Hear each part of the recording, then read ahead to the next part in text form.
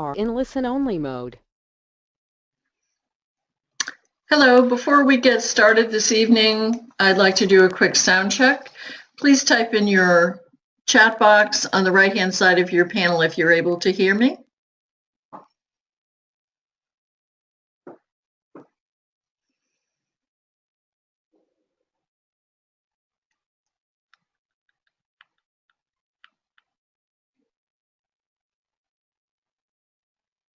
Okay, thank you. Looks like everybody is able to hear. That's great. Thank you so much. Very good. Hello, everyone. I'm Penny Lewis, Executive Director of the Ecological Landscape Alliance, and I'll be the moderator for the webinar today. Today's presentation is Understanding Roots, Exploring Plants Underground. This is one of the Focus on Sustainability webinars. This series was developed by a group of regional organizations known for their quality ecological education. By working together, the webinar series enables us to expand the reach of our individual programs to a broader audience. In case you're not familiar with our organizations, they're all nonprofit and largely volunteer groups in the United States. The regional groups are the Ecological Landscape Alliance, the Chesapeake Conservation Landscaping Council, the Midwest Ecological Landscape Alliance, and Eco-Landscape California. If you have a question for the presenter, you may send it to us using the question window at any time during the broadcast, and questions will be addressed at the end of the presentation. And now I would like to introduce our presenter, Robert Kourik. Robert began his career in organic landscape maintenance in 1974. Over the next 4 decades, he honed his horticulture-related skills by working with clients throughout the United States on varied projects from water gardens, paths and patios, to habitat gardens and innovative playgrounds. Robert has written 14 books on creating sustainable homes and gardens. His book, Designing and Maintaining Your Edible Landscape Naturally, has become a classic in its field, defining the field of gardening known as edible landscaping, and focusing on organic, natural, sustainable, and integrated systems. And today he'll share his insights into roots. Welcome, Robert. Hi, Penny. Should I start? Here we go. So the title of the book is Understanding Roots, Discover How to Make Your Garden Flourish. Now, most people who are listening to me have probably planted a tree, a shrub, or a vegetable. So they may be wondering, well, what am I going to talk about? Well, I'm going to talk about some of the concepts of root growth that you may not have heard of. And if we can learn more about roots, we can get better plants and we can help our garden flourish. So the important word in the title really is the word flourish. A lot of people are not aware of how big a root system can be. This is a single kidney bean, the root system of the top 6 inches looking down from above, and it's basically over 4 feet, close to 4 feet in all directions, one single plant, so that root systems explore far more soil than a lot of people give them credit for. But it all begins with the litter. The litter in the forest, on the top, the slightly decomposed material beneath the duff, and then the soil. And what's so important about the soil in the forest is that it's extremely vital to have the top 2 to 4 inches in a very good form, because the plants prefer that amount of soil. In other words, the pot on the left is soil gathered from the forest in the 1 to 2 inch zone. The pot in the middle is soil only from the 2 to 4 inch zone, and the one on the right is the subsoil. So you can see that even in the top 2 inches is a radically different amount of growth compared to the 2 to 4 inch zone. So we'll be seeing how important the aerobic layers are as we go through the presentation. But keep this in mind that the top 2 inches is about 50% more growth than gathering soil just from the 2 to 4 inch zone. So let's look at some of the myths of roots and how we can understand those myths, correct them, and get better plants. First guideline is that roots grow way beyond the canopy or the drip line. Many people think that the roots grow primarily out to the drip line, and that's the best place to put water, compost, mulch, etc. In reality, we see it in this chart that the roots can be half again wider than the foliage in a heavy soil, 3 times wider than the foliage in a loamy soil, and believe it or not, in a soil that forces the roots near the surface, a very heavy clay, where the roots may not be able to go very deep at all, the root system can be 5 times wider or greater than the canopy. This is because it's trying to get enough cubic volume of soil to explore. It can't go deep when it's a heavy clay, so it has to go far and wide to gather those nutrients.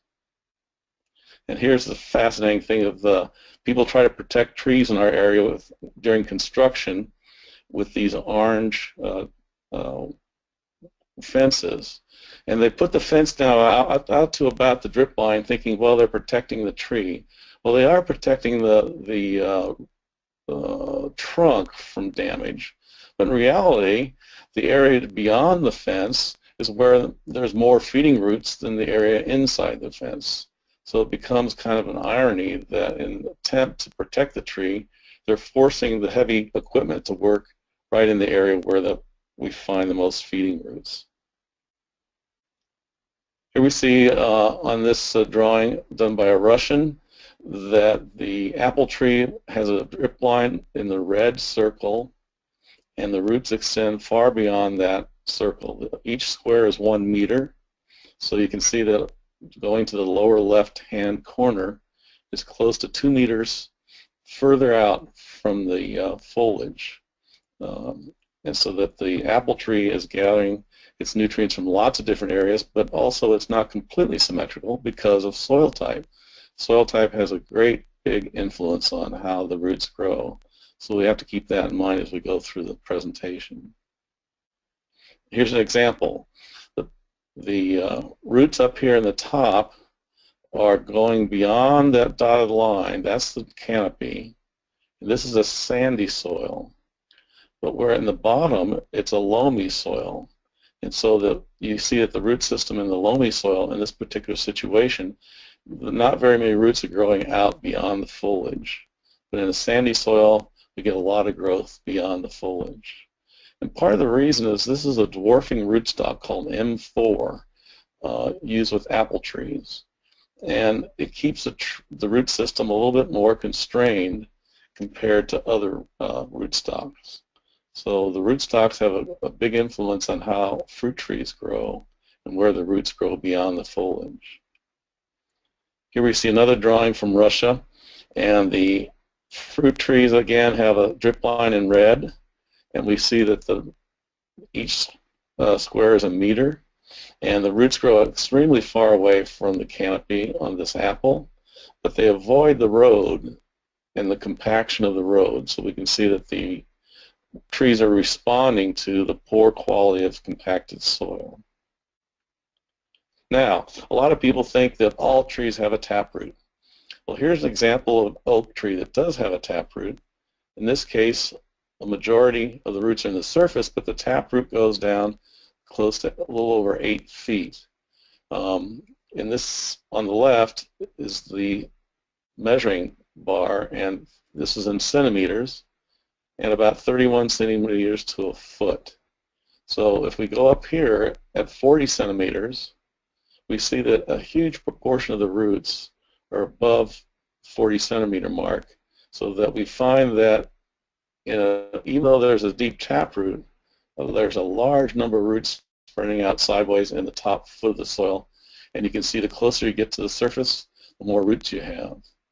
Another important part of this illustration is that look how small the tree is relative to the roots. What the plant looks like above ground is no indication whatsoever of what's going on below ground. So we will have trees that are very large, but their root system will oftentimes be much wider than the foliage. So there are about 2% of all the trees have taproots. Usually it's oaks, pines, and nut trees are the biggest category of trees with taproots. Here's another of the same oak in a different soil, so the root system is not nearly as deep. The taproots are more divided, but again, the shallow roots at the top spread quite wide and have a large majority of the root system above the taproot. You can see in the drawing the little acorn and how it developed a taproot right off, beginning to get established.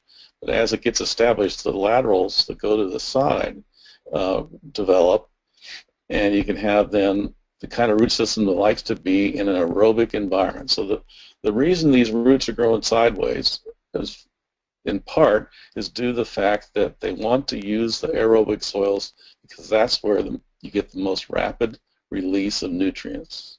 So that all the critters that like to release nutrients like an aerobic environment, and that's in the surface of the soil, so the roots are exploring the soil volume where those things like to live. All webinars in the Focus on Sustainability webinar series are available free to ELA members. You can join ELA today at www.ecolandscaping.org/membership. We look forward to having your membership soon.